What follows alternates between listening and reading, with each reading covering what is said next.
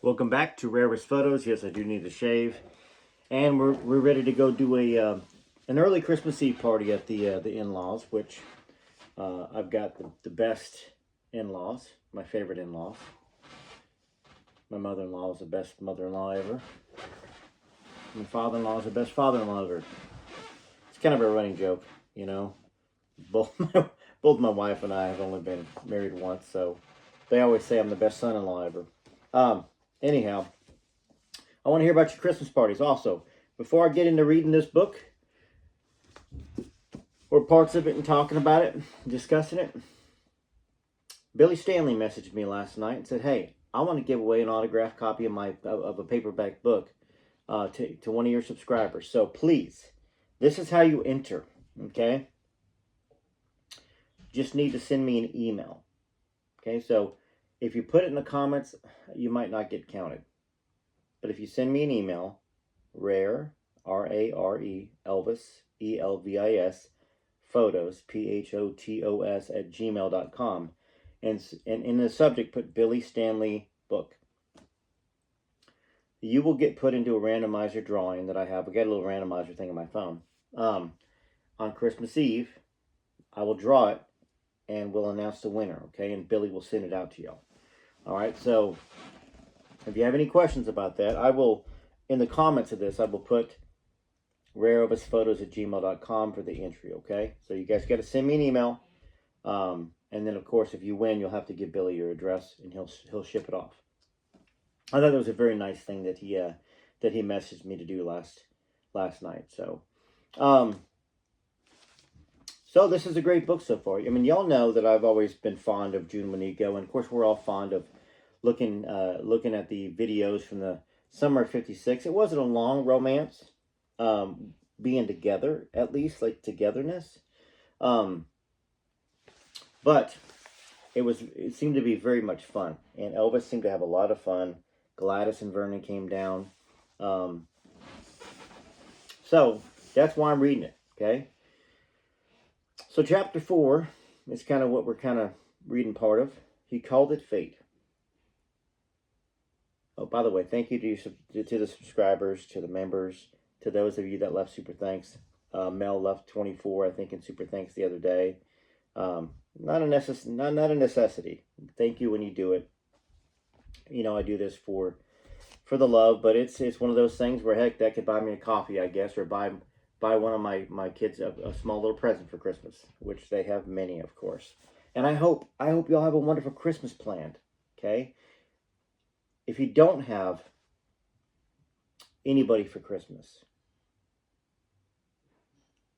let me know. Send me an email, rareelvisphotos@gmail.com.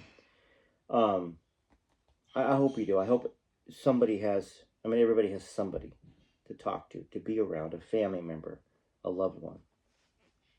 This is the hardest time of the year for a lot of people that have lost their loved ones. You've lost a husband, lost a wife, lost a child. So let's get into reading here, but I do wish all of y'all happiness and love and warmth. All right, here we go. I was always listening to a pop radio station, so I didn't hear much about Elvis. It wasn't until January of '56 that I heard Heartbreak Hotel for the first time. Boy, was I impressed. He had come a long way from That's All Right and Blue Moon of Kentucky. Marie had a vacation coming in May and asked the four of us if we wanted to go to Memphis. I said I'd rather go to Florida, but she had the car, so we'd go where she wanted to go. Now, it really didn't matter. We always had a good time regardless of where we were. We all started saving our money and making plans. Now, Marie was more excited than anyone. She had just bought a brand new hot pink 1956 Ford Fairlane. We were going in style. Now, we left Biloxi early one morning and arrived in Memphis well after dark. We checked into the Holiday Inn just outside Memphis across the Wolf River. Now, after breakfast, we drove downtown to check out all the stores and pick up a few souvenirs. We were browsing in a store on Beale Street, and Marie was talking to an employee at Langsky Brothers, asking him for Elvis's address. She kept insisting that we were all close friends and had been invited. The man finally gave her the address, saying it didn't matter because Elvis was on tour. Sorry, had to grab something. Hopefully this camera didn't flip around. So we had no trouble finding 1034 Audubon Drive. We parked the car in the street in front of the house. We could see a backhoe and other equipment in the backyard behind the privacy fence and figured he must be building a swimming pool. We sat in the car wondering if the pool was going to be in the shape of a guitar. There was no fence across the front, and curiosity got the better of us. We decided to go take a peek. We piled out of the pink Ford and started walking up the driveway. We were almost to the house when we heard a car turn. Everyone stopped in their tracks. Everyone but me, that is. I kept walking toward the fence. Now, Elvis was behind the wheel of a big pink Cadillac. His mother and father were next to him in the front seat. Elvis and his father were both dressed in dark suits. Mr. Presley was wearing a black hat with a veil. Mrs. Presley was wearing a black hat with a veil and a black dress. They looked as though they had been returning from a funeral. Mr. and Mrs. Presley went in the house, and Elvis walked over to where the girls were standing. By this time, I was standing by the fence, looking over at the pool, my back turned to everyone. Now, I don't know if I was playing hard to get or just embarrassed to be caught trespassing. Probably both. What are you doing home? You're supposed to be on tour, Marie said. I got home yesterday. My cousin drowned, and we had to go to the funeral. What are y'all doing in Memphis? He looked my way. I just smiled. Marie answered. We thought it'd be a nice place to take a vacation. Nice car, Marie. It is yours, right? I love the color. I knew you'd like the color, Elvis. I thought of you when I bought it. The Ford and the Cadillac were the same color. I was wondering why Marie had never said anything to me about knowing Elvis. He knew her name. Would he remember mine? He motioned towards the backyard. I'm having a pool put in. Everyone walked to the fence to have a look. Now Elvis came up behind me, put his hands on my waist, and lifted me off the fence. What are you doing here, June? Are you vacationing too? I just smiled, not saying anything. At least he remembered my name. The last time I was in Biloxi, someone told me you were engaged to be married. Well, he looked at Marie, then back at me. Well, someone told you wrong. I am not, nor have I ever been, engaged to be married. How are you, Elvis? I'm doing great, June. I can't believe you're here. How long are you going to be in Memphis? Well, we're supposed to stay a week. But he wanted to know where we were staying, what we were going to do that evening. All the while, he was holding my hand. Well, we were talking about going to a movie tonight. I guess we're still going. I looked at Marie and she nodded. Now, Mrs. Presley came out the door and told Elvis to come eat. Elvis, come eat. I wonder what Gladys's voice. I don't remember much of Gladys's voice. I know she did talk, but I could hear that in my ear. It probably said, honey, come eat, or something like that. Or she was giving him a polite way of saying goodbye, saving him from his fans. Well, he told us goodbye and said he'd hope to see us later. I thought he was just being polite. I didn't think we'd see him again. Well, we went back to the motel. His name wasn't mentioned. Now, that night we went to see The Man Who Knew Too Much with Doris Day and Jimmy Stewart. We'd been in the show about 15 minutes when Elvis came in and sat down next to me. What are you doing here? I didn't expect to see you, I whispered. Well, are you glad to see me or not? He whispered back. Yes, I'm glad to see you. Just surprised, that's all. How did you know we were here? I spotted a pink Ford. He was holding my hand, and every now and then he would give it a little squeeze. I haven't the foggiest idea what the movie was about, though I do remember Doris Day saying, Que sera, sera.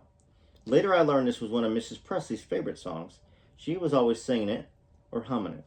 After it was over, Elvis invited the 5 of us back to the house.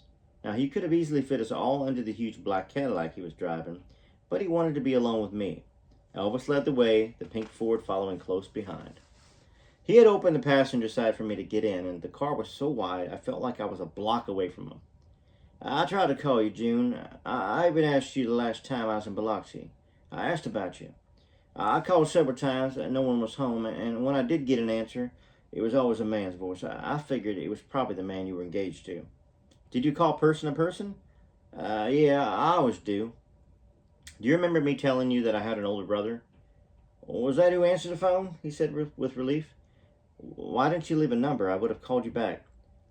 I was on the road. I wasn't in one place long enough. Well, anyway, I'm glad I found you again. What are you sitting way over there for? Come sit next to me. Well, he put his arm around me and pulled me so close I was almost in his lap. I still think about that night on the pier, June. Somehow I knew we'd be together again. I just knew it. Country twang and all, I loved listening to his voice.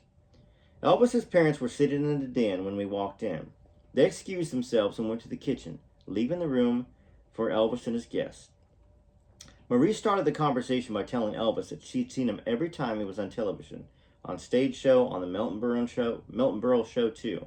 Now I sat quietly, unable to join in on the conversation because at the time I was totally unaware that Elvis had even made any television appearances. We didn't have a television set at my house. We were lucky to have food in our stomachs and clothes on our backs. I was glad when Mrs. Presley entered the room carrying a tray of cookies and cokes for everyone. Now maybe the TV talk would stop. Elvis said excuse us to the girls, pulled me up from the couch, and took me down the hallway to his bedroom door. I want to be with you while I'm here. Is that okay with you? Sure, I'd like to be with you too. I'll call you in the morning. We can spend the day together. Maybe go motorcycle riding. You're at the Holiday Inn out by the river, right? Right. Oh boy, you're the fastest worker I've ever seen. You don't waste time, do you? I only have so much time for myself, June, and if I don't take advantage of it, then it's lost forever. So I'll call you in the morning, baby. Well, I gave him the room number, kissed him gently on the lips, and went back to join the girls.